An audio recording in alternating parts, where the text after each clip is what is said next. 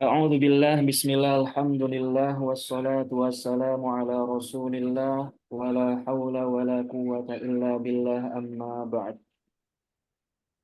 Qala Allah Ta'ala fi kitabihil karim, a'udzu billahi minasy syaithanir rajim, yarfa'illahu alladhina amanu minkum walladhina utul ilma darajat. Wa qala nabiyyuna Muhammad sallallahu alaihi wasallam, idza aradallahu bi'abdin khairan faqahahu fid din wa alhamahu rusydah. Shadaqallahul azim wa sadaqa rasuluhun nabiyul karim wa nahnu ala dzalika minasyahidin wasyakirin walhamdulillahi rabbil alamin. Tuan-tuan, puan-puan yang sama-sama mengharapkan ridhonya Allah Subhanahu wa taala. Lagi dan lagi kita bersyukur kepada Allah yang telah memberikan kepada kita begitu banyak nikmat. Dari nikmat yang terkecil sampai nikmat yang terbesar. Dan salah satu nikmat yang terbesar saat ini Allah anugerahkan kepada kita ialah kita dipilih oleh Allah untuk menggali, untuk memahami ilmu-ilmu agama. Karena Nabi Shallallahu Alaihi Wasallam sampaikan, "Idza aradallahu bi'abdin khairan." Ketika Allah menghendaki kebaikan, kejayaan, kesuksesan terhadap seorang hamba, faqahahu fid din. Maka hamba tersebut akan Allah ajari, akan Allah berikan kepahaman terhadap agama.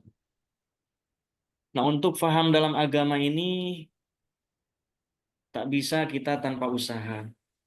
Seperti kita nak cari makan, nak cari uang, kita bersusah payah, berusaha supaya Allah berikan rizki lewat pekerjaan kita. Nah, demikian juga kita jangan sampai sempit kefahaman kita bahwa rizki hanya berupa materi saja. Bahwa rizki hanya berupa makanan, minuman, kendaraan, dan sebagainya. Tidak. Tapi kepahaman terhadap agama pun ini adalah rizki dari Allah. Maka sebelum kita mulai belajar untuk at-takrirat as-sadidah fil masailil mufidah.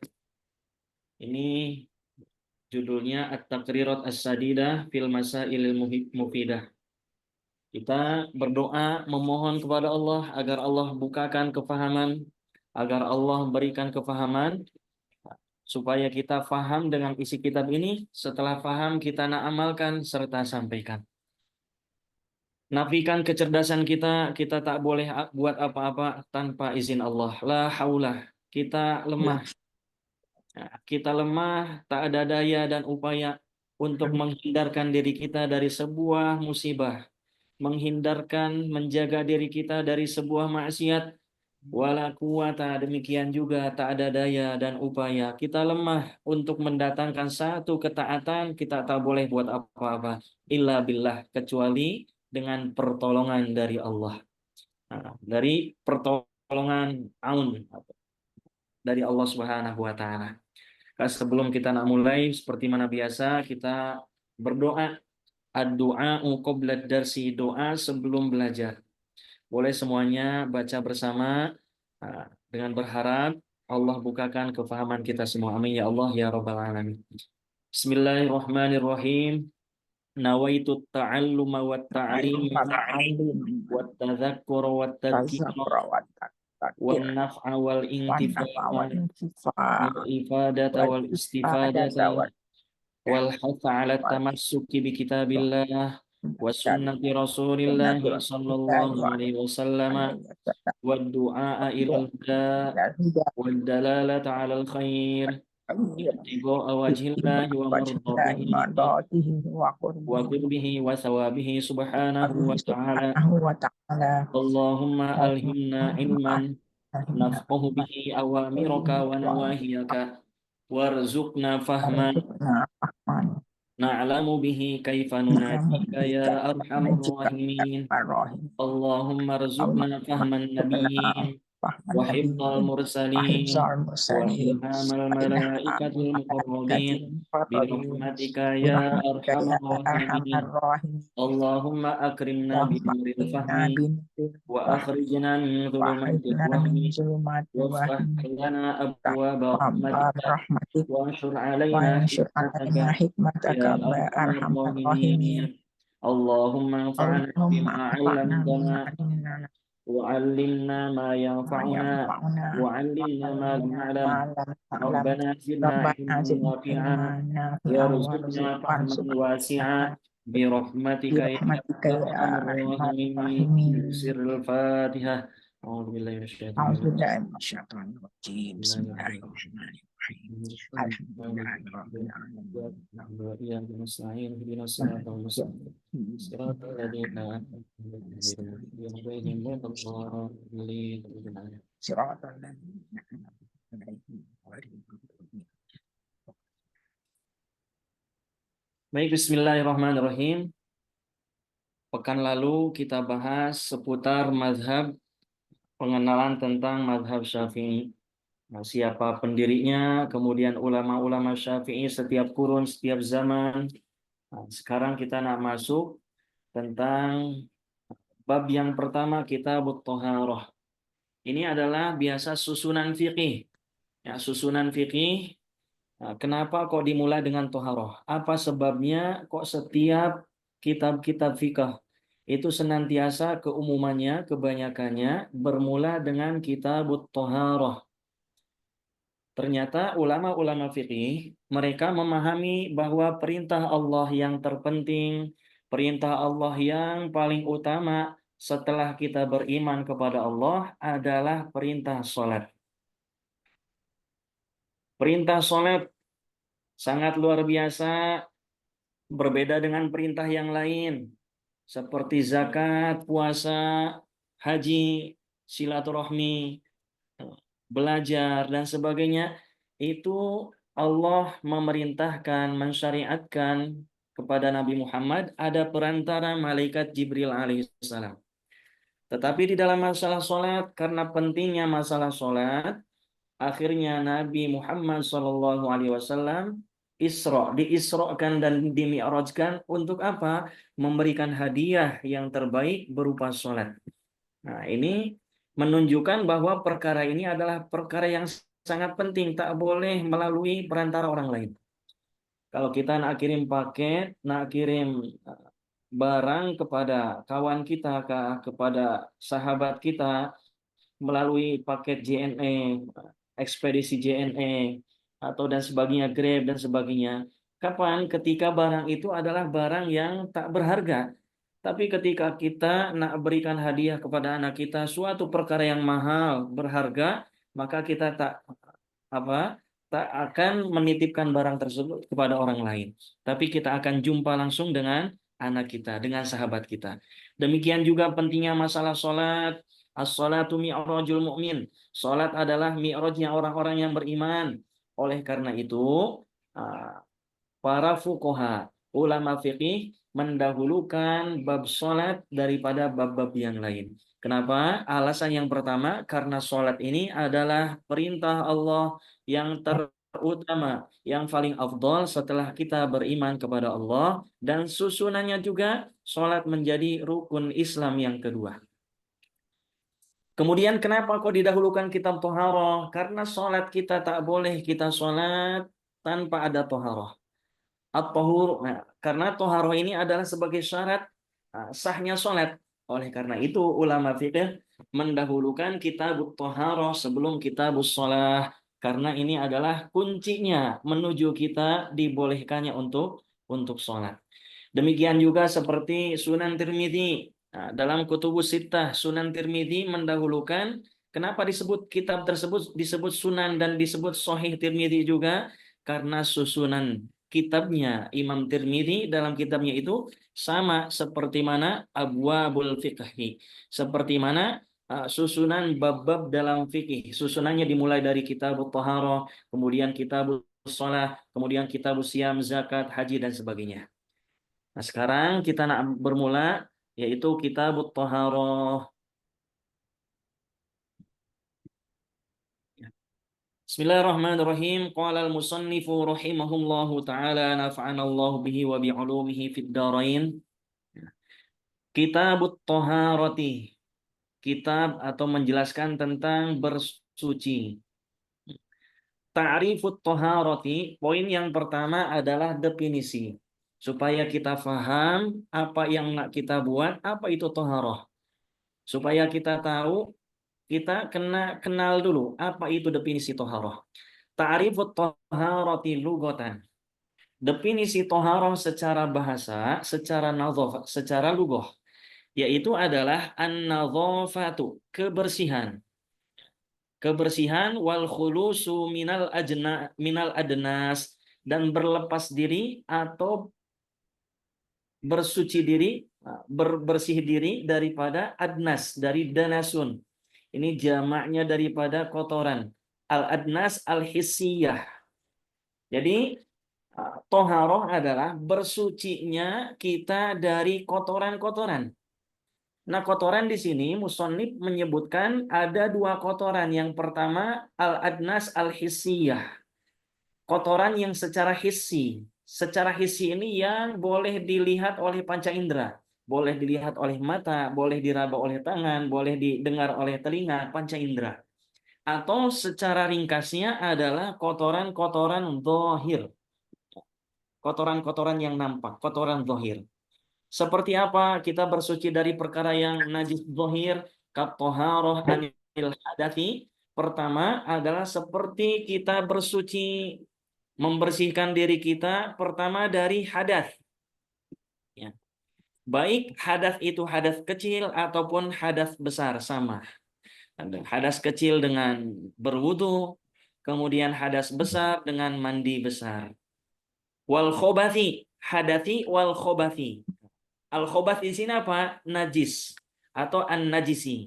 Jadi bersihnya diri kita, berlepasnya diri kita dari kotoran hissi, dari kotoran hissi baik berupa hadas ataupun berupa najis. Ya, seperti kalau baju kita kotor, kita bersihkan. Bagaimana cara membersihkannya? Insya Allah nak kita bahas nanti. Nah, itu adalah contoh al-khobath atau an-najis.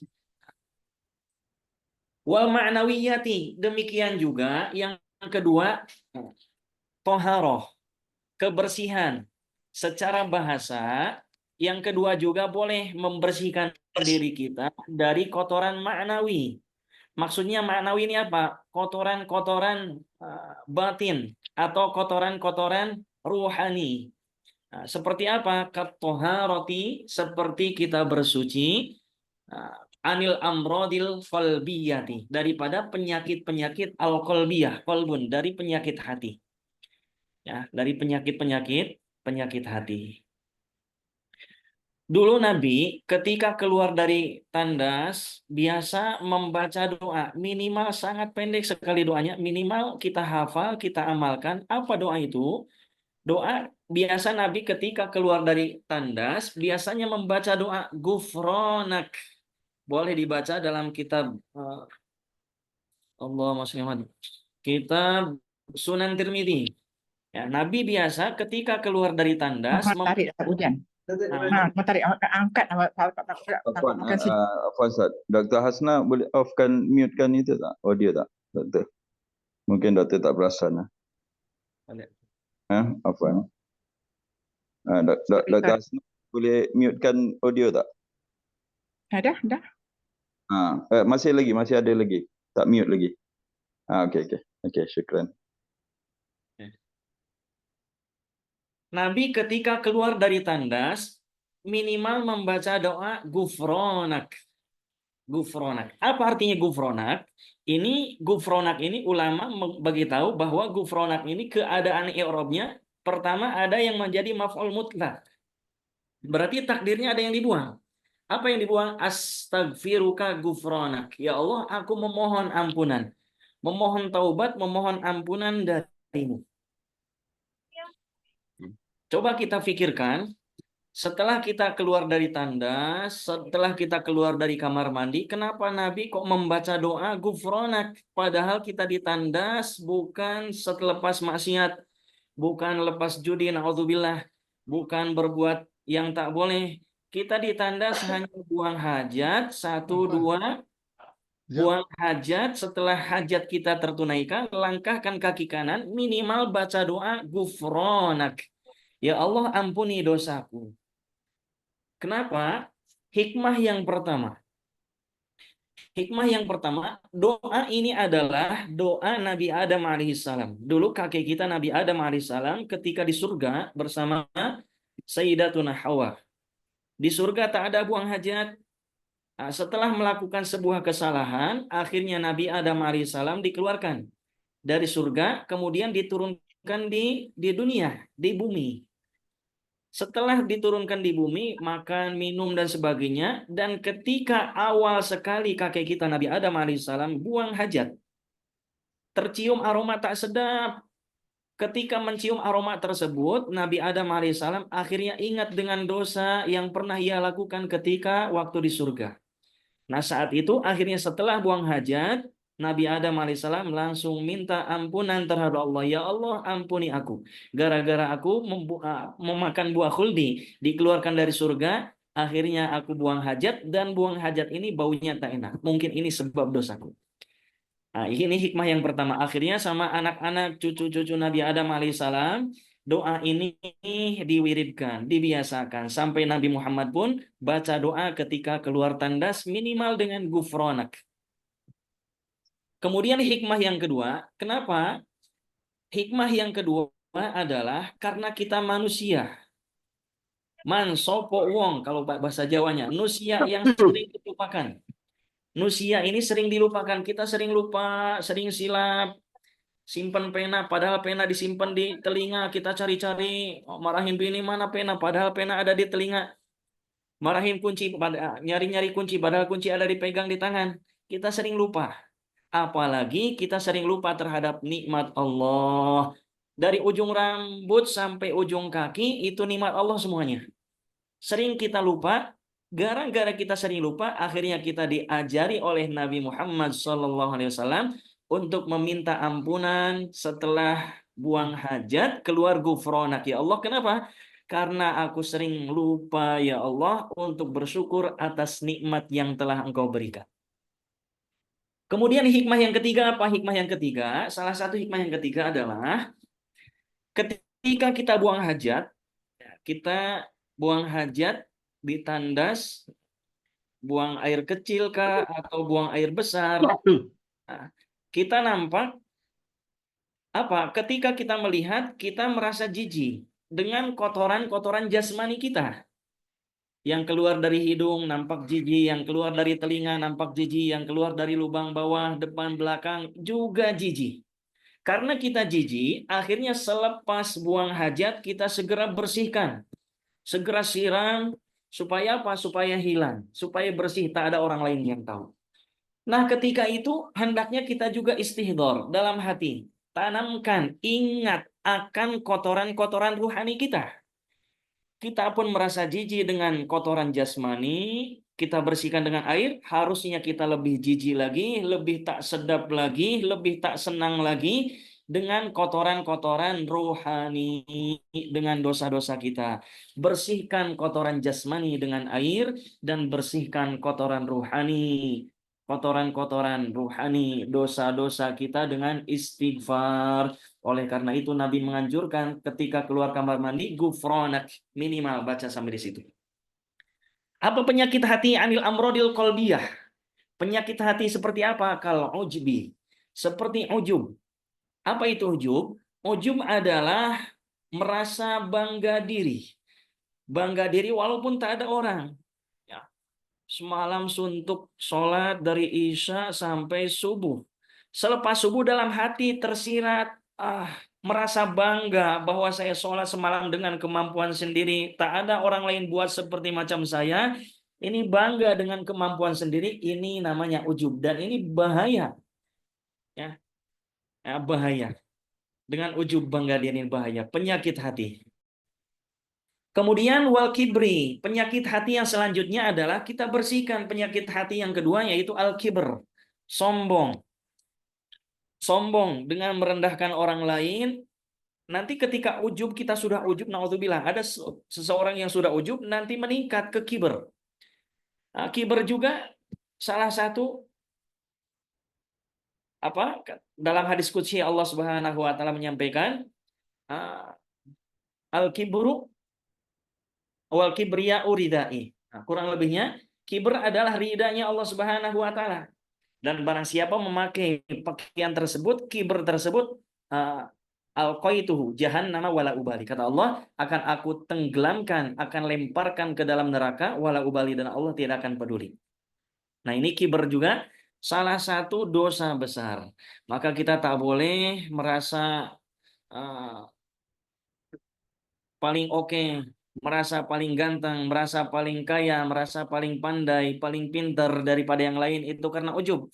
Demikian juga kita tak boleh sombong dengan kemampuan yang Allah berikan kepada kita di hadapan orang lain. Kemudian wal hasad. Penyakit hati yang ketiga adalah hasad. Apa itu hasad? Hasad adalah iri, dengki. Kita tak senang ketika ada saudara kita, ada sahabat kita, ketika Allah berikan kenikmatan kepada dia, kita tak senang. Orang lain diberi kenikmatan, kita tak senang. Orang lain gembira, tak senang kita. Nah, kita tuh merasa susah saat orang lain diberi nikmat, itu hasad. Ya.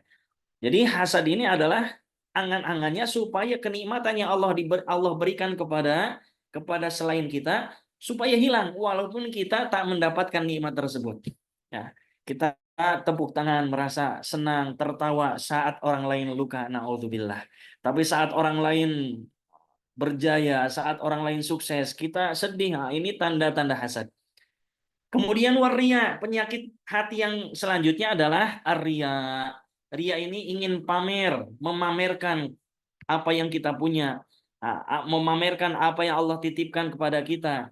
Ya, seperti nak kita sholat supaya orang sanjung kita, orang puji kita, ini adalah bahaya. Oh, kalau begitu saya tak maulah untuk berbuat karena takut ria. Kata siapa? Kata Fudail bin Iyad, tarkul amali, meninggalkan sebuah amalan karena khaufan minar riya'i riyaun. Tarkul amal, meninggalkan sebuah amal karena takut disanjung, takut riya, itu pun sudah riya. Ya. Wal amalu lirriya'i syirkun. Kemudian beramal untuk disanjung, ini adalah syirik. Lalu bagaimana kita terus beramal sambil koreksi niat kita, bersihkan hati kita sebelum kita beramal, koreksi niat karena Allah. Nah, di tengah beramal kita pun koreksi niat karena Allah, dan selepas beramal pun kita koreksi niat kita karena Allah. Ini adalah ta'rifut thaharah lughatan. Kemudian wasyar'an, definisi thaharah secara syariat. Apa definisinya? Raf'u hadatsin. Thaharah adalah mengangkat hadas atau membuang hadas atau menghilangkan hadas. Kenapa di sini hadatsin? Hadasnya ini kok kalimatnya adalah kalimat nakiroh. Ini menunjukkan bahwa bukan hadas salah satu hadas saja, tapi semua berbagai macam hadas. Nah, raf'u hadatsin, menghilangkan semua macam hadas, baik hadas kecil ataupun hadas besar, itu disebut dengan toharoh. Definisi yang pertama. Au izalatu najisin. Definisi yang kedua, atau menghilangkan najis. Menghilangkan najis. Ini pun disebut dengan toharoh. Baik najisnya nampak oleh mata, baik najisnya yang mughaladhah, mutawassithah ataupun mukhaffafah, itu semua dihilangkan karena salah satu syarat kita sembahyang adalah bersihnya diri kita, pakaian kita, tempat yang kita gunakan untuk sholat bersih dari najis. Au ma fi ma'nahuma. Atau definisi toharoh yang selanjutnya adalah yang semakna dengan makna humani apa? Semakna dengan raf'ul hadas, menghilangkan hadas, atau semakna dengan izalatun najis, menghilangkan najis. Contohnya seperti apa? Nanti di bawah ada keterangan tuh. Ma fi ma'na raf'il hadas, seperti tayammum. Seperti tayammum Karena tayamum ini tak boleh menghilangkan hadas, ya. Tak mengangkat hadas. Hanya saja dengan tayamum ketika seorang misalkan tercapai uzurnya tak ada air atau karena sakitnya ini yang dibolehkan oleh syariat untuk tayamum, itu boleh sholat. Namun ingat, dengan tayamum hadasnya seseorang itu tidak terangkat. Nah, tidak terangkat, tidak hilang dengan hanya tayamum. Ya. Jadi maksudnya makna huma raf'u hadatsin seperti tayamum au izalatun najisin. Seperti apa? Kal istinja bil hajar. Makna raf'i najasin. Semakna dengan menghilangkan najis. Karena hukum asal menghilangkan najis ini ya dengan air. Contoh misalkan ada anggota tubuh kita terkena najis. Maka cara membersihkannya ya dengan air. Nah, ya, jadi dengan air. Lalu bagaimana kalau dengan batu? Dengan batu pun sudah cukup maknanya. Tujuan daripada membersihkan itu supaya bersih, supaya suci. Nah, jadi di sini mafi makna izalati najisin seperti mana istinja dengan hajar, istinja dengan batu. Kenapa? Karena kalau istinja dengan batu saja itu walaupun sudah mencukupi, tapi athar bekas-bekas najis itu masih ada pada tubuh kita. Itu maksudnya dari fi ma'nahuma. Au ala suratihima, atau toharoh bisa didefinisikan juga seperti gambaran raf'u hadatsin dan gambaran izalatun najisin. Ya. Satu gambaran, tapi tujuannya tak tercapai. Seperti apa? Ma'ala surati raf'il hadath. Kal aksal al masnunah. Yang pertama seperti mandi sunnah. Seperti kita nak hadir untuk Jumatan, kita mandi sebelumnya itu mandi sunnah. Maksudnya surah ini gambarnya sama seperti mana mandi besar. Jadi mandi sunnah dan mandi besar caranya, kaifiyahnya itu sama. Tapi maknanya tidak sama. Kalau mandi besar untuk menghilangkan hadas besar, kalau mandi sunnah tak ada untuk menghilangkan hadas. Tapi caranya sama, yaitu menggunakan air. Kita basuh semua badan, mandi wajib pun sama, dengan air, mandi sunnah pun sama. Ini maksudnya suratu izalati hadatsin. Nah, atau suratu izalati najisin. Betulnya nanti kita bahas. Wahada ta'riful Imam An-Nawawi. Nanti ada di sini di bawah. Ini ada keterangan supaya tidak bertele-tele, nanti insya Allah dibahas di bawahnya. Wahada ta'riful Imam An-Nawawi. Nah, ini definisi ini disampaikan oleh Imam Nawawi, oleh Imam Nawawi.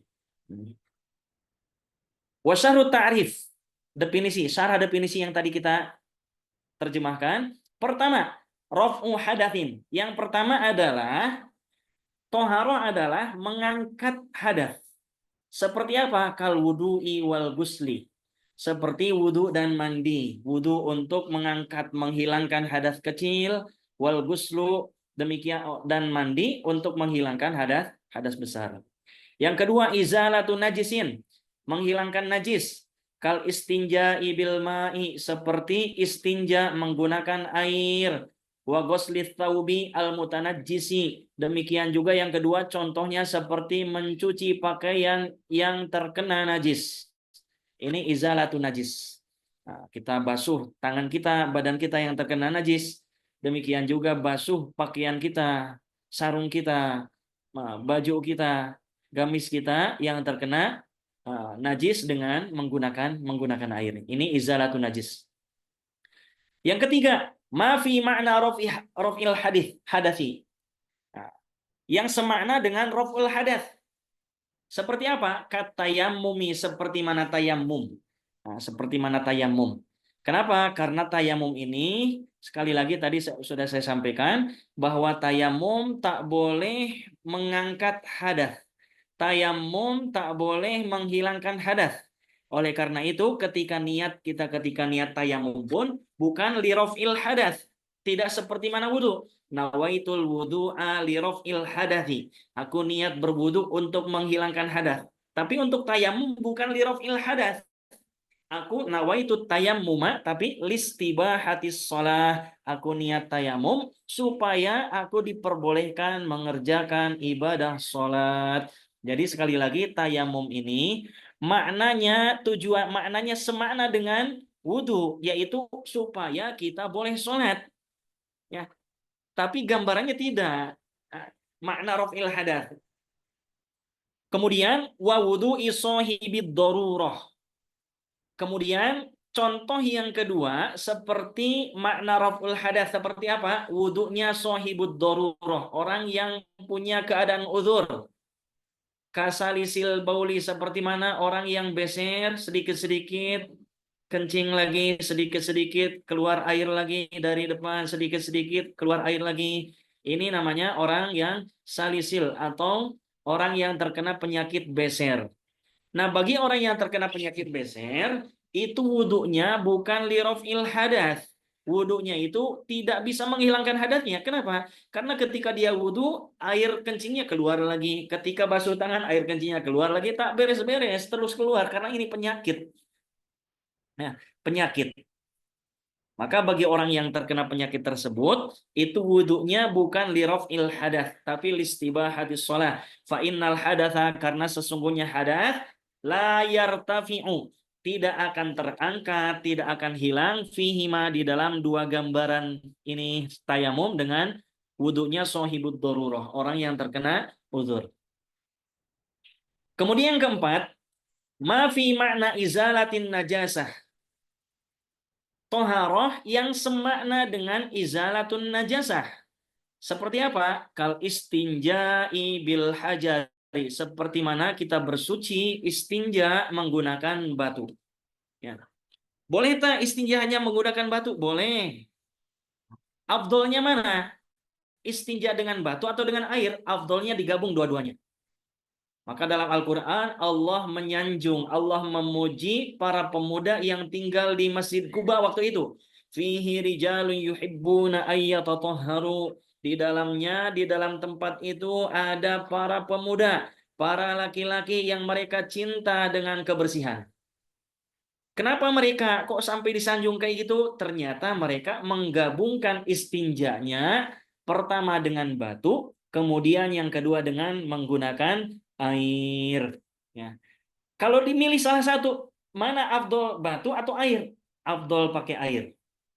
Namun ketika orang hanya iktisor, hanya merasa cukup dengan batu saja, itu pun boleh. Atau semakna dengan batu, boleh pakai tisu. Nanti insya Allah dibahas tentang cara-cara kaifiyah istinja menggunakan tisu, menggunakan perkara yang dapat membersihkan tempat keluarnya najis. Fa inna atharon najasah. Kenapa kok istinja dengan hajar, istinja dengan batu, bersuci dengan batu ini dikatakan makna izalatin najasah?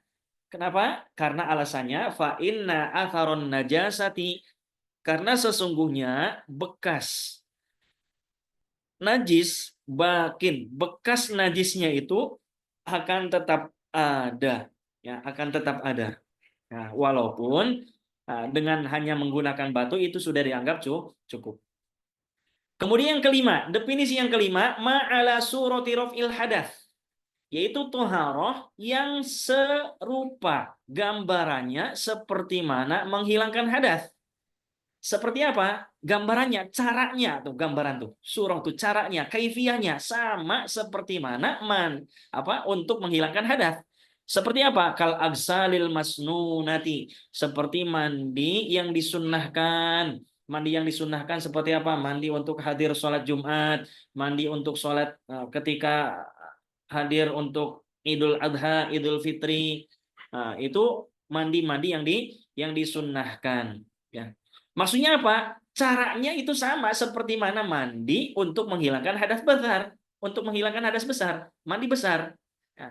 Mandi besar ya dengan air, dengan kita basuh semua badan, meratakan air ke seluruh anggota tubuh kita, itu namanya mandi besar. Nah, demikian juga kaifiyah untuk menghilangkan untuk mandi sunnah juga sama caranya itu seperti mana raful hadath.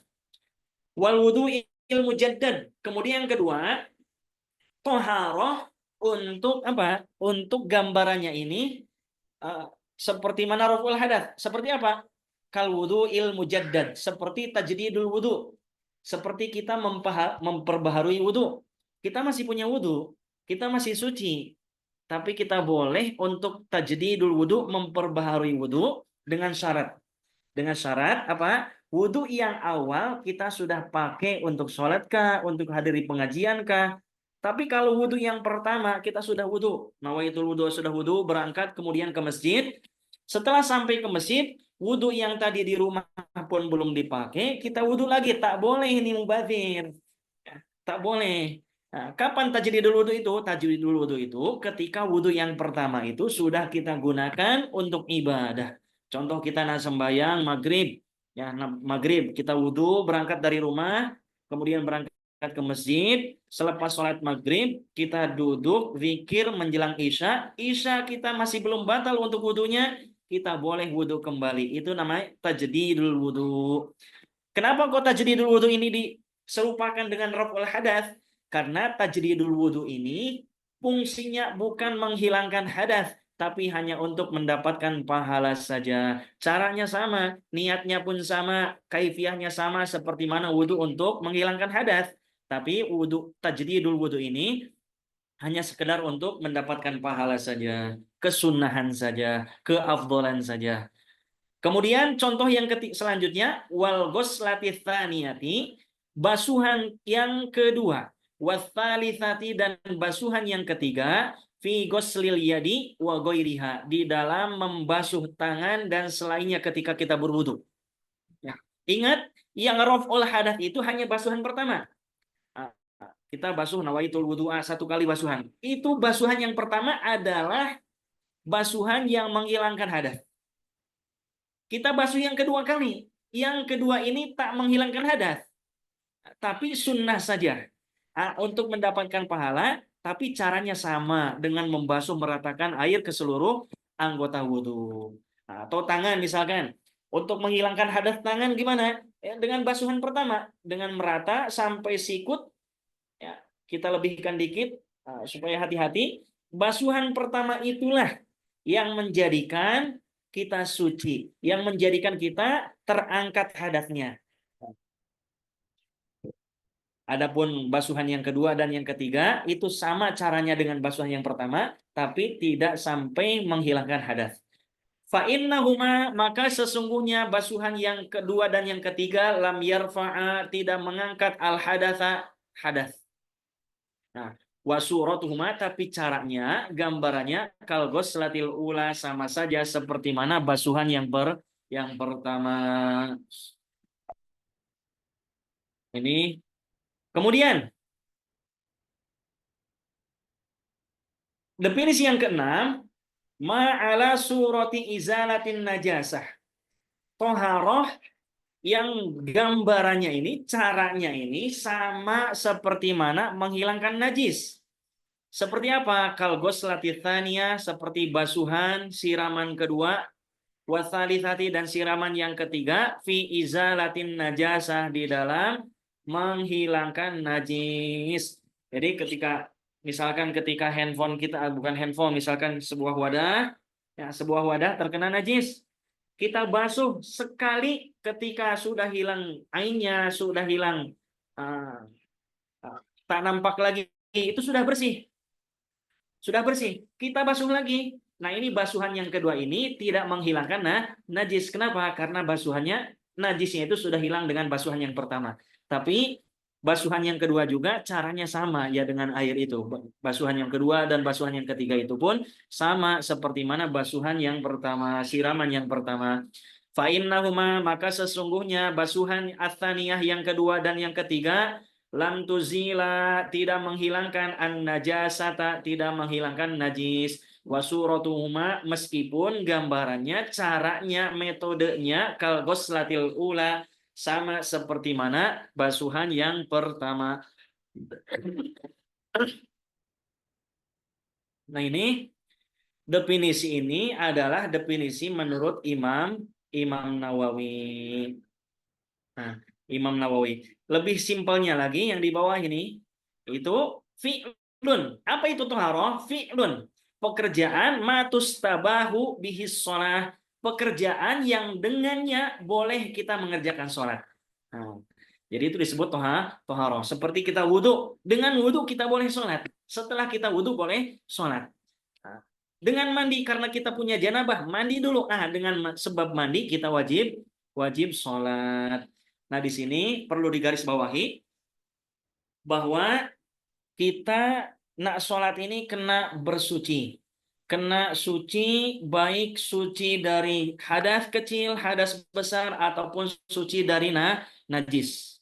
Suci dari najis, baik najisnya najis yang mughaladhah, mukhaffafah, baik najis yang ada di pakaian, di badan, ataupun di tempat yang kita gunakan.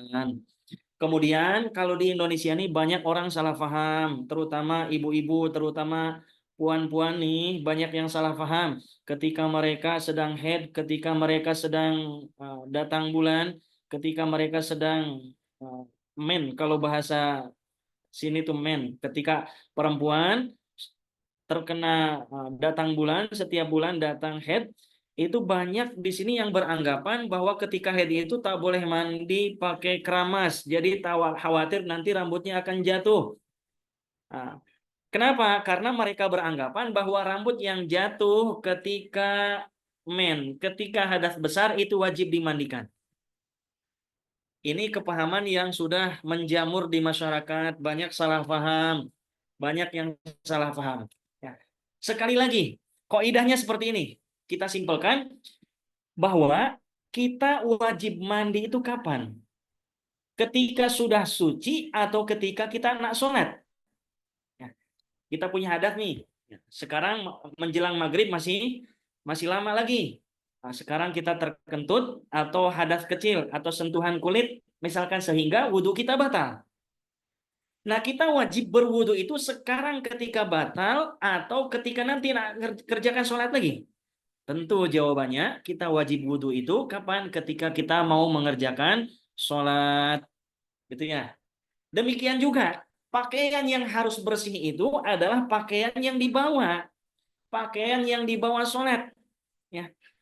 Kan untuk pakaian itu pun disyaratkan harus bersih. Pakaian yang mana yang harus bersih itu, yaitu pakaian yang dikenakan, yang kita pakai untuk kita sholat. Seperti saya pakai jubah yang sedang saat ini saya pakai ini harus bersih.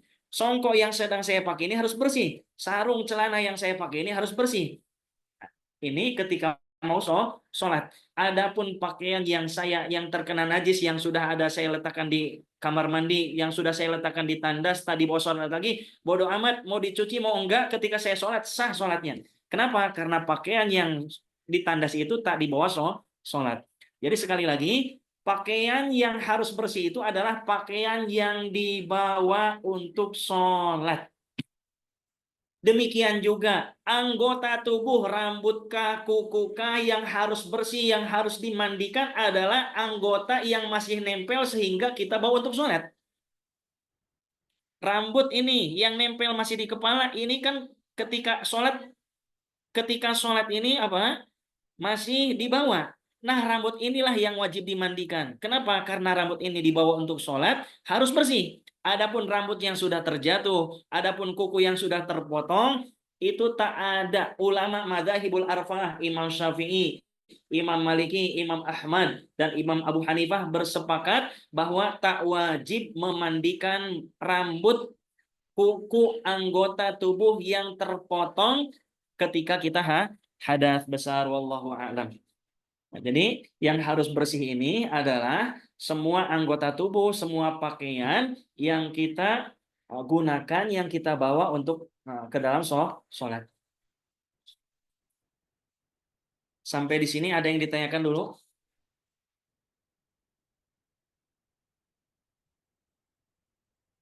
Lanjutnya insya Allah. Saya Ustadz, Boleh. ini mengenai kalau misalnya dalam kondisi haid itu perempuan itu boleh berwudu nggak ya Ustadz? Untuk berwudu. Ya, untuk berwudu. Berwudunya untuk tujuan apa? Karena perempuan pertama dalam hadas itu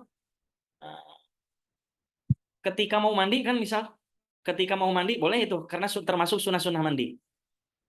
Tapi karena selain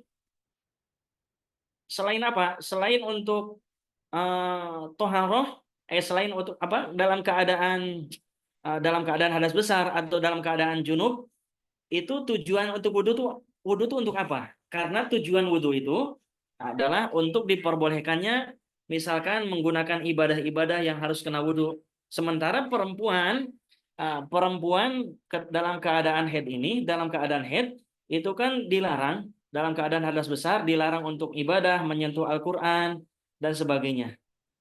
Jadi untuk perempuan dalam keadaan haid itu ibadah boleh-boleh saja, seperti mana zikir, seperti mana yang lain.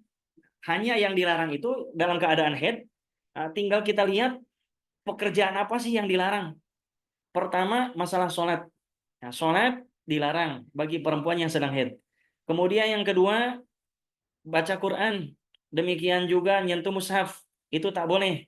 Nah, untuk yang lain, zikir dan sebagainya itu boleh, masih boleh dikerjakan. Jadi kita lihat larangan-larangan bagi perempuan, nanti apa saja sih yang diharamkan. Selain itu boleh semuanya. Nah, jadi simple. Semua selain yang dilarang itu boleh.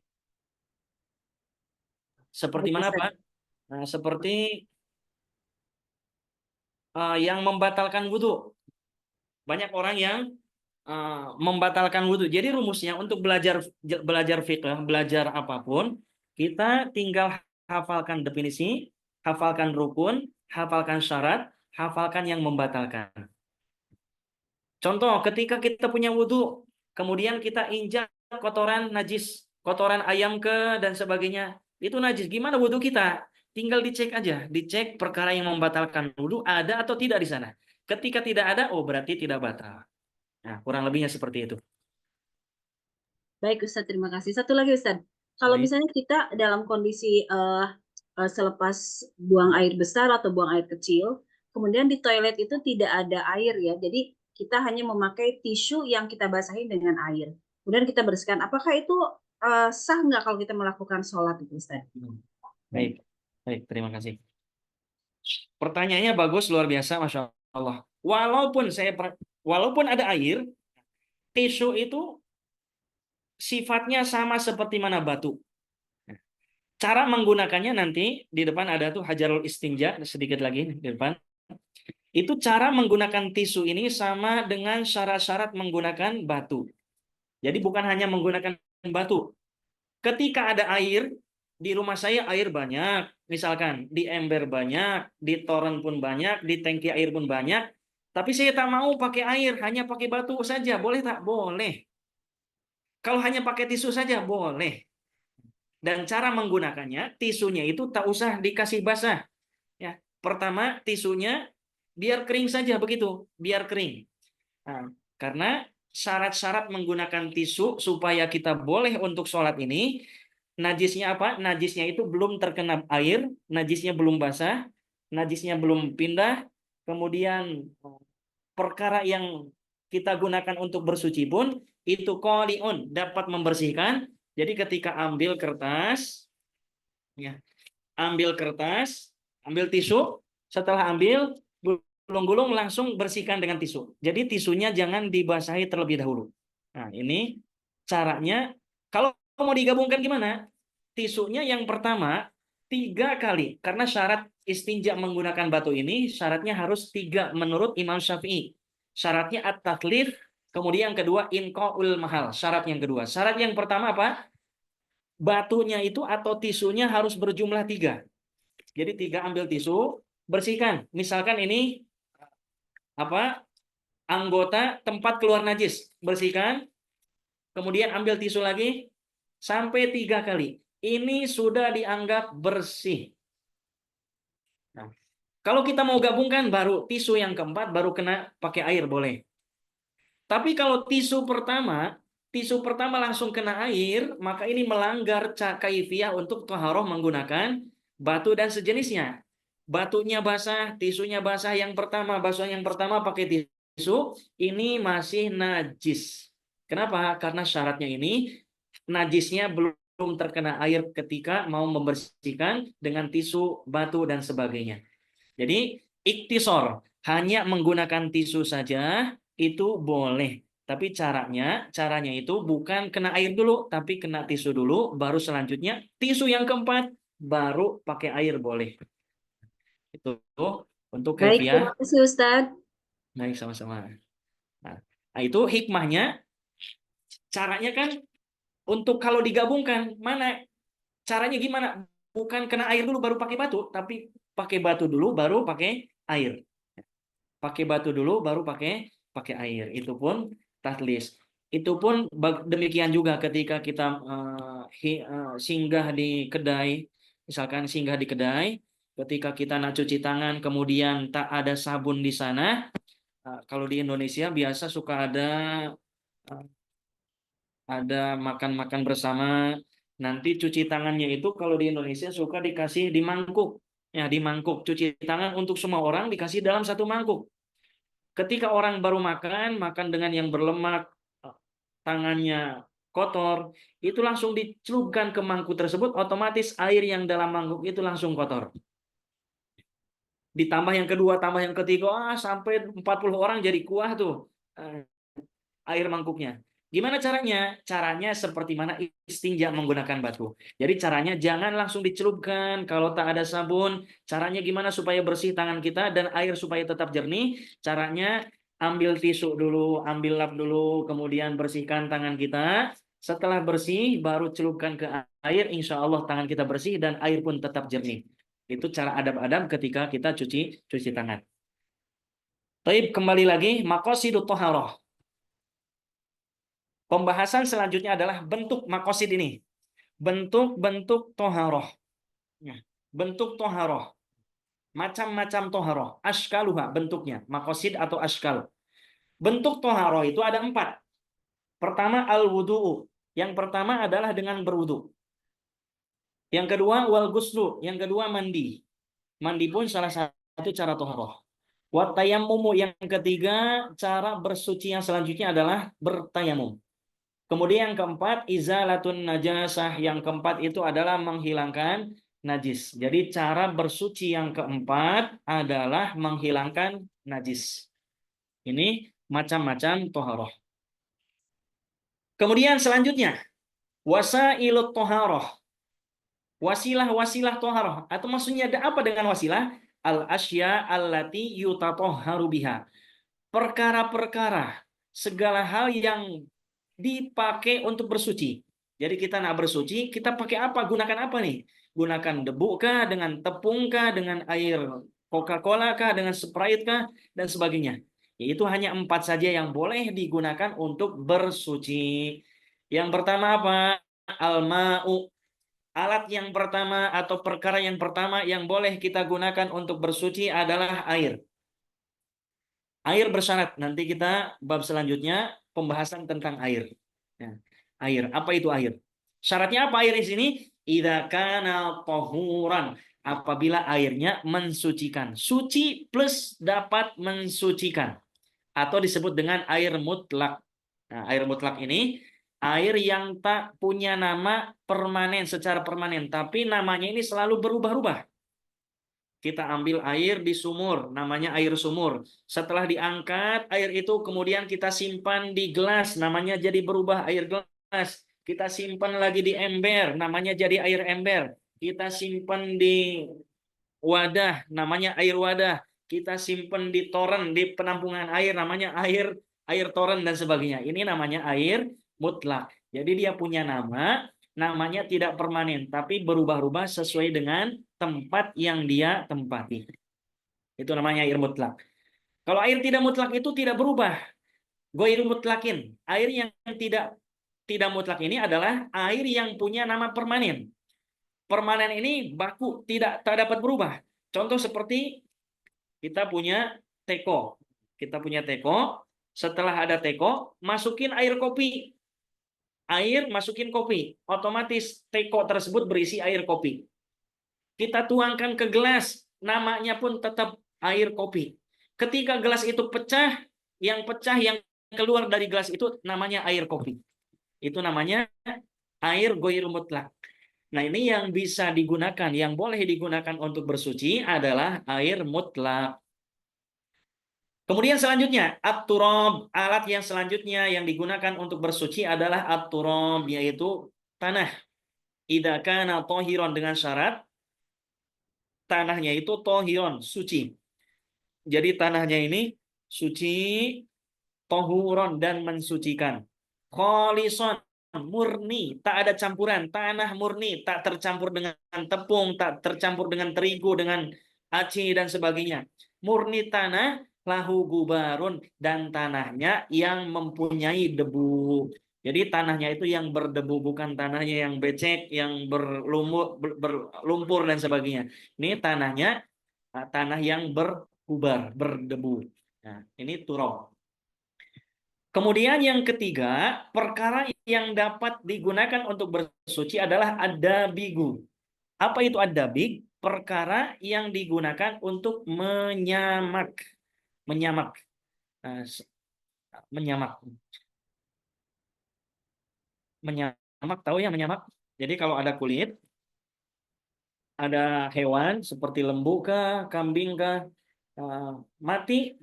matinya ini tak disembelih, itu kulitnya masih boleh dimanfaatkan. Dengan cara apa? Dilepaskan kulitnya, kemudian kulit bangkai tersebut kita bersihkan. Nah, alat untuk membersihkan kulit tersebut adalah ad-dabig. Namanya itu dengan menyamak. Tapi syaratnya ad-dabig, perkara yang digunakan untuk menyamak, syaratnya apa? Idza kana hirrifan. Pertama, rasanya itu pedas. Nah, pedas yang zi'ul fadonat. Kemudian syarat yang selanjutnya adalah boleh mengambil, membersihkan sisa-sisa yang tersisa di kulit, anil jildi, baik darah, jadi boleh mengangkat darahnya, ataupun daging yang masih menempel di kulit itu diangkat lagi, ataupun gaji, lemak yang masih ada di kulit, ambil dengan perkara tersebut, sehingga kulit ketika sudah diangkat, kulit bangkai tadi sudah diangkat dagingnya, lemaknya, darahnya, itu kulit tersebut akan awet dan tidak akan membusuk. Ini ad-dabig. Kemudian yang keempat, wasail yang keempat adalah hajarul istinja. Batu ini. Istinja menggunakan batu, atau bukan hanya batu saja, boleh dikiaskan. Nanti insya Allah kita bahas pada babnya kaifiyah, cara-cara istinja menggunakan batu, tisu, atau dan perkara-perkara lain, supaya kita tak bingung ketika kita pergi ke luar negeri. Misalkan kita temu tandas, tak ada air di sana, tak usah repot, tak usah bingung, kita akan pelajari insya Allah. Dengan syarat apa? Idza kana qoli'an, dengan syarat istinja, hajarul istinja ini, batunya ini qoli'an, dapat membersihkan. Agak kesat. Nah, agak kesat, dapat membersihkan najis. Kesat. Jadi tak licin. Seperti batu akik itu tak boleh. Kenapa? Karena tak qoli, tak dapat membersihkan, tak dapat mengangkat bekas keluarnya najis. Ada batu cincinnya. Misalkan batu akik saya pakai, digunakan untuk istinja, boleh tak? Tidak boleh. Kenapa? Karena licin, tidak qoli. Ya, syaratnya digunakan untuk istinja ini qoli'un. Dapat membersihkan, mengangkat najis. Nah, jamidan yang kedua, syarat yang kedua berupa batu kah atau berupa apa? Itu yang digunakannya ini adalah benda tidak cair atau benda keras. Jamid seperti batu, jamid itu. Atau seperti batu dan seperti tisu dan sebagainya, itu jamid, tidak cair. Nah, tidak cair, bukan seperti mentega, karena mentega ini cair. Tidak seperti keju, karena keju ini cair ketika dipanaskan. Tohiron, syarat selanjutnya batunya pun suci. Jadi batunya pun suci. Kemudian yang selanjutnya goiro muhtaromin, dan bendanya atau batu tersebut goiro muhtarom, tidak dimuliakan secara syariat. Maksudnya tidak dimuliakan ini apa? Seperti makanan. Nah, seperti makanan, kalau ada makanan, misalkan kalau di Indonesia namanya ada wajib, misalkan ada benda-benda yang tak makanan dari roti, misalkan roti chapati kah, roti Pakistan tuh, ketika saya sarapan di sana di Pakistan, itu kalau roti itu ada roti apa namanya tuh, ketika dingin tuh langsung kerasnya seperti kayu. Nah, ketika roti sudah berubah menjadi kayu, saking kerasnya, itu kan keras, jamit.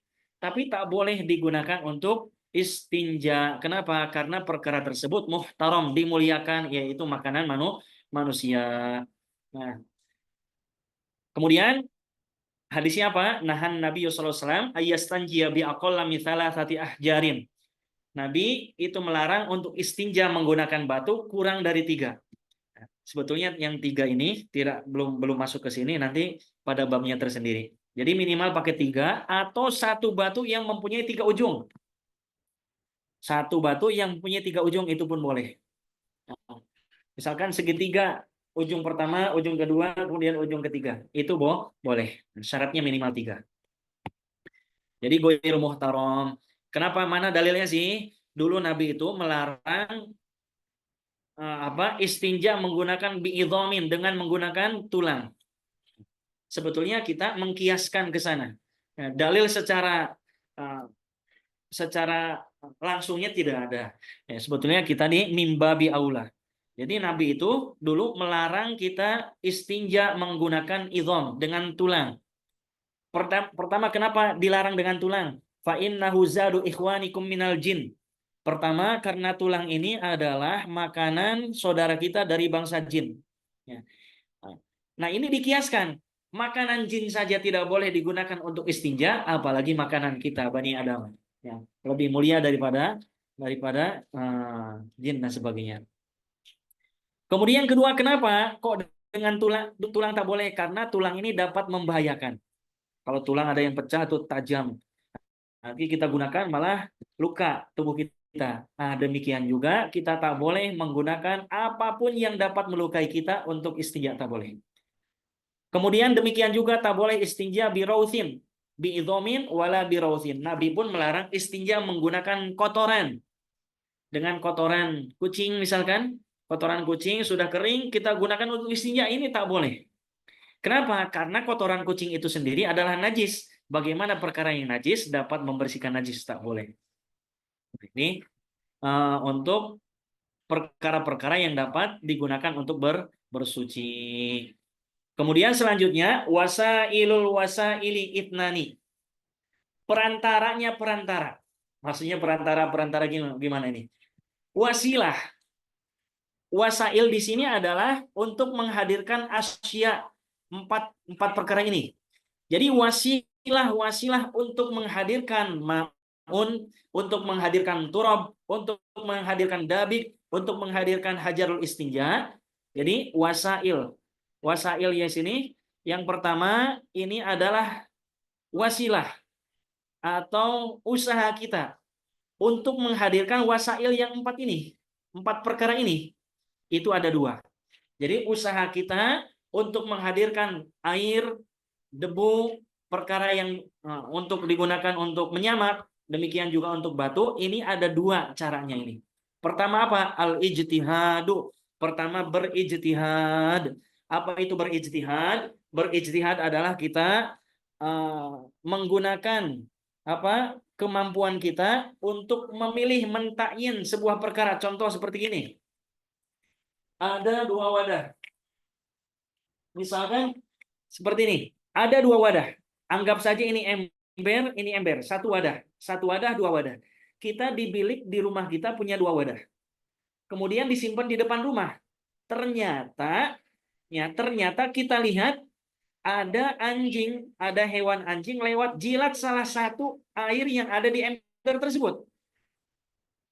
Hanya kita lupa mana ember yang mana ini, yang kanan atau yang kiri yang terkena mutanajis ini, yang terkena jilatan anjing. Nah, saat itu kita ijtihad. Kita menentukan zon kita, sangkaan dengan meneliti mana tanda-tandanya. Oh, ternyata di sebelah kiri ini ada bekas pijakan anjing. Oh, berarti yang ini. Itu kita sudah ijtihad, menentukan kemampuan kita untuk menghadirkan air suci. Ketika ada bekas pijakan anjing di dekat ember, oh berarti yang itu yang mutanajis, kita tuangkan. Kita pakai wudu untuk wudu menggunakan ember yang satunya. Itu mana ijtihad. Wal awani, kemudian wasilah yang kedua untuk menghadirkan air, turab, dabik, dan hajarul istinja adalah wadah-wadah. Bejana-bejana, wadah-wadah, sama ya bahasa Malaysia juga wadah. Wadah-wadah, Sama Ustaz, wadah. sama Ustaz, wadah.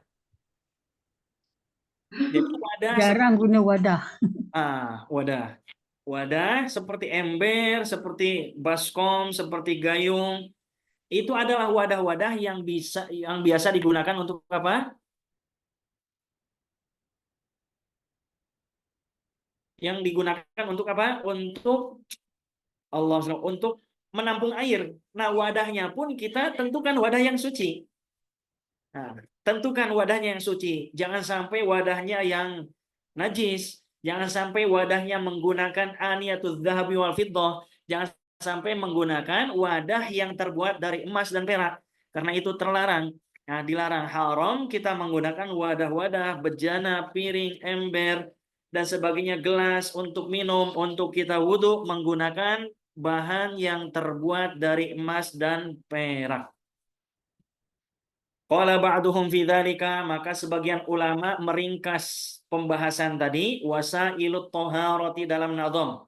Wasailut thaharati turbu kama. Adapun wasilah-wasilah thaharah itu adalah at-turbu, turam, kama seperti kamain, maksudnya di sini ada hamzah, seperti air. Debu, kemudian air, di sini ada air, bikin. Kemudian seperti mana? Alat untuk menyamak, wahajarus tinja, kemudian batu yang digunakan untuk istinja. Ada 4 wasailu toharoh, perkara-perkara yang bisa kita gunakan untuk istinja. Wasailul wasaili, kemudian wasailul wasail, wasilah untuk menghadirkan 4 perkara tadi ada 2. Pertama al-awani, yang pertama wadah, yang kedua al-ijtihad, yang kedua adalah ijtihad. Masya Allah, alhamdulillah. Mungkin ada yang ditanyakan? Kita butuh haroh, nanti saya sebelum ini kita Saya Ustadz, boleh. saya dulu pernah ke toko sepatu. Ternyata di toko sepatu itu secara tidak sengaja sepatunya itu terbuat dari kulit babi. Nah, itu bagaimana hukumnya? Apakah harus dicuci dengan tanah dan air atau bagaimana Ustadz? Pasal itu sepatu maksudnya kita kan tidak tahu juga karena tidak ada tulisan ya, tidak ada tulisan itu terbuat dari kulit babi. Jadi secara tidak sengaja kita menyentuh sepatu itu. Bagaimana Ustadz? Menyentuh. Ya, menyentuh, kemudian kan kita melihat-lihat, jadi kita ambil kan sepatunya, kita lihat-lihat, ternyata pas di dalam itu ternyata ada tulisan terbuat dari kulit babi itu Ustaz. Ya. Menyentuh perkara yang najis dengan syarat tangan kita kering, badan kita kering, dan benda itu kering juga, ini tak menjadi najis. Seperti apa? Seperti itu tadi kasusnya. Dengan syarat tangan kita tak basah, tak lembab, tak berkeringat, itu tak menjadi najis. Tapi kalau tangan kita khawatir ada keringatnya, otomatis najis itu berpindah kepada tangan kita. Cara membersihkannya gimana? Ya, caranya untuk mensucikannya, kalau kita yakin sepatu itu, sos itu terbuat dari benda yang najis, dengan kulit babi kah, dengan kulit anjing kah, yang hukumnya menjadi najis mughaladhah, ya cara membersihkan tangan kita, anggota tubuh kita yang terkena benda tersebut harus dengan 7 kali basuhan. Ini menurut mazhab Syafi'i. 7 kali basuhan, ulahun nabit turab. Salah satunya menggunakan debu, salah satunya menggunakan tanah. Atau misalkan tak usah menggunakan tanah, misalkan tengah hujan, kemudian ada selokan seperti mana kemarin di sini di depan surau ada anjing lewat, bekas-bekasnya itu, kita tak buat air ramuan lagi menurut kita, tapi tinggal ambil air yang ada di selokan, itu airnya bersih, air sawah, karena hujan jadi tercampur dengan tanah. Udah tinggal kita ambil 7 kali siram, itu udah bersih. Bersyaratnya dengan 7 kali. Baru 2 kali udah bersih, tapi belum suci. Supaya suci kembali itu harus dengan 7 kali. Nah, ini ringkasan pembahasan yang tadi kita bahas dari Kitabut Thaharah. Ini sudah saya buat dalam ringkasan berbahasa Indonesia, insyaallah untuk mudah dipahami. Tadi dari awal kitab Thaharah, artinya secara syariat apa, kemudian Wasailut Thaharah itu sudah tertulis dalam kitab sini. Insya Allah nanti di-share ke Ustadz Azhari, insya Allah beliau nanti yang share ke yang lain. Sampai di sini ada yang ditanyakan lagi? Untuk kesimpulan ringkasan yang tadi kita bahas semua sudah tercantum uh, di sini insya Allah. Hanya bab untuk masalah air belum masuk, insya Allah di pertemuan selanjutnya. Assalamualaikum Ustaz. Mohon bertanya. Waalaikumsalam. Tadi tentang Boleh. najis berat yang dicuci dengan 7 kali basuhan. Adakah ketujuh-tujuhnya dengan air bercampur tanah atau yang pertama saja dan yang 6 selanjutnya menggunakan air biasa? Baik. Untuk cara mensucikan benda ataupun apa perkara yang terkena najis, namanya mutanajis, benda yang terkena najis. Nah, benda yang terkena najis, cara mensucikannya itu dengan 7 kali basuhan, salah satunya boleh minimal salah satunya dengan turab, atau semuanya dengan turab boleh juga. Dengan semuanya dengan turab boleh juga, tapi jangan sampai 7 kalinya tanpa turab, ini yang tak sah, yang tak boleh. Jadi yang di sini maksudnya ulahun nabi turab, minimal salah satunya itu dengan turab. Tapi kalau 7-7-nya dengan turab boleh juga. Tapi kita tak cukup untuk membersihkan, jadi nambah lagi, karena kalau dengan ketika 7 kali basuhan, otomatis itu bekas tanah-tanah di situ kan semua ada, kita kena bersihkan lagi, jadi nambah basuhan nanti. Nah, jadi boleh juga, lebih dari 1 boleh, tapi jangan sampai tidak pakai turab sama sekali. 7 kali basuhan tak pakai turab, ini tak menjadi suci.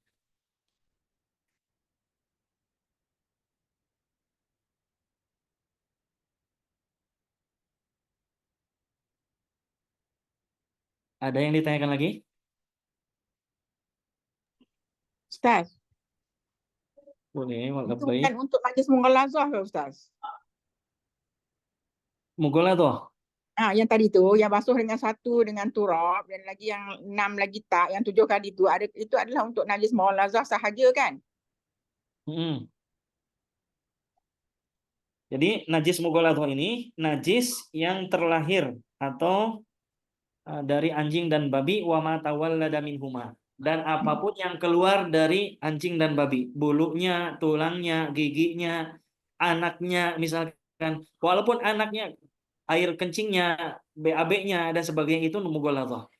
Walaupun anak babi, seandainya babi ini melahirkan kambing, seandainya babi kok lahir kambing, gimana kambing itu najis? Kambing itu juga najis seperti mana induknya, seperti mana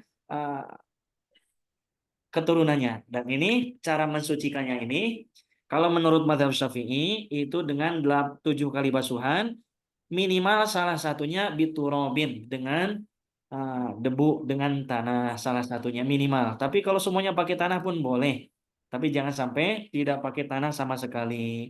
Ini menurut mazhab Syafi'i. Adapun lebih ringan itu menurut mazhab Hanafi. Kalau menurut mazhab Hanafi cukup 3 kali basuhan saja. Kalau najis biasa tak perlu kan Ustaz? Najis biasa tak ada. Najis itu ada 3 tingkatan. Pertama mughaladzah. Ini yang terberat. Caranya itu dengan 7 kali basuhan, salah satunya dengan turab. Kemudian yang kedua, najis mutawassithah. Nah, mutawassithah. Sebelum mutawassithah kita bahas mukhaffafah dulu. Yang teringan, mukhaffafah. Apa itu mukhaffafah? Najis bayi, anak kecil laki-laki yang usianya di bawah 2 tahun dan belum makan selain ASI. Ya. Nah, misalkan Wani punya anak laki-laki, dia berusia 1 tahun, kemudian belum makan SGMK, belum makan bubur, belum makan makanan selain ASI, hanya dikasih air susu ibu saja. Itu ketika kencing, maka air kencingnya ini hukumnya mukhaffafah. Cara membersihkannya dengan rasul ma'i alaih, dengan memercikan air. Percikan air ke sana secara bil golabah ma'al golabah, secara menyeluruh, itu udah suci. Jadi itu harus dibasuh. Selain najis mughaladzah dan mukhaffafah, selain najis anjing dan babi, kemudian selain najis air kencing bayi laki-laki yang di bawah 2 tahun, plus belum makan selain ASI, selain itu semuanya najis mutawassithah. Nah, najis mutawassithah. Air kencing bayi perempuan mutawassithah. Air kencing yang sudah dewasa itu pun mutawassithah. Nah, jadi cara membersihkannya gimana? Hilangkan dulu airnya. Kalau ada bendanya, hilangkan dulu. Kalau ada basah, hilangkan dulu najisnya. Ketika dihilangkan, maka menjadi najis hukmiyah. Ya. Cara membersihkan najis hukmiyah, nanti tinggal bawa air, bawa kain, kemudian dibasahin, dilap. Setelah dilap satu kali, kemudian percikan air di situ. Salurkan air di situ, dah suci. Ini cara mensucikan 3 macam najis. Wallahu a'lam bishawab. Sama-sama. Ustadz Azhari, Assalamualaikum Ustadz. Waalaikumsalam Ustaz. Mana Ustadz? Cukup sampai di sini? Alhamdulillah, Masya Allah, Barakallah fiik. Alhamdulillah. Saya ingat banyak kita dapat Ustaz. Alhamdulillah. Alhamdulillah. Minta maaf Ustaz, saya ada urusan sebenarnya nak pergi kuliah ni. Nak ke kuliah ni sekarang ni. Betul. Apa dah? Saya pun di sini kena istighosah nih. Mohon maaf, Masya Allah. Insya Allah yang ada pertanyaan boleh ditulis, siapkan untuk minggu depan, pekan depan. Untuk ringkasan materi saat ini, Insya Allah saya share ke Ustadz Azhari. Jazakumullah khair, Masya Allah. Terima kasih banyak. Terima kasih Ustaz. Jazakumullah khair. Terima Terima kasih. kasih Ustaz. Assalamualaikum. Sama. Terima kasih. Sama-sama. Assalamualaikum warahmatullahi wabarakatuh. Waalaikumsalam. Waalaikumsalam warahmatullahi wabarakatuh. Subhanallah wa bihamdihi, subhanakallahumma wa bihamdika, asyhadu an la ilaha illa anta, astaghfiruka wa atubu ilaik.